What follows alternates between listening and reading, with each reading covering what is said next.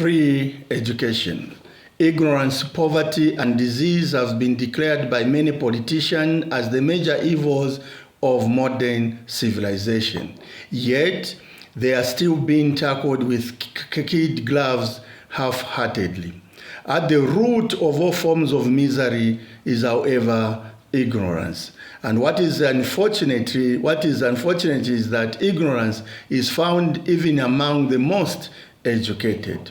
The educated leaders enrich themselves at the expense of their followers virtually everywhere in the world. Hence, poverty is perpetrated by the wealth, who accumulate more than they need, and the poor cannot afford the needed education.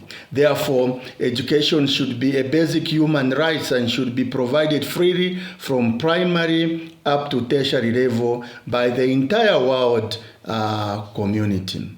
Through governments and United Nations organizations, free education should be funded for all. It is pointless to condemn the evils of ignorance, poverty, and disease while doing nothing to eradicate the cause.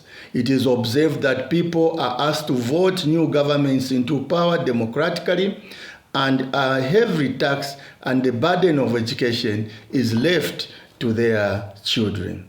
There is enough resources in the world to afford free education for all. An injury to one is an injury to all. If some people are left out without receiving the needed education to fit in the world economy system, in turn, the whole world will be affected. The United Nations should not just be a debating club. Expurgation of ignorance must be undertaken individually, collectively, and severally. The United Nations must supervise, inspect, and monitor education in every country, and governments sincerely and practically.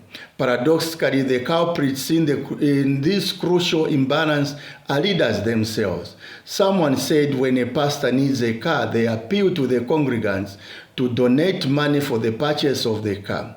But when the congregant needs surgery, they ask the church to pray for him or her. This is an example of poor and bad leadership that obtains on earth. It is characterized by insincerity. Let's uphold free education and support all ideas and ideologies of free education for all. Thank you very much for listening. Bye.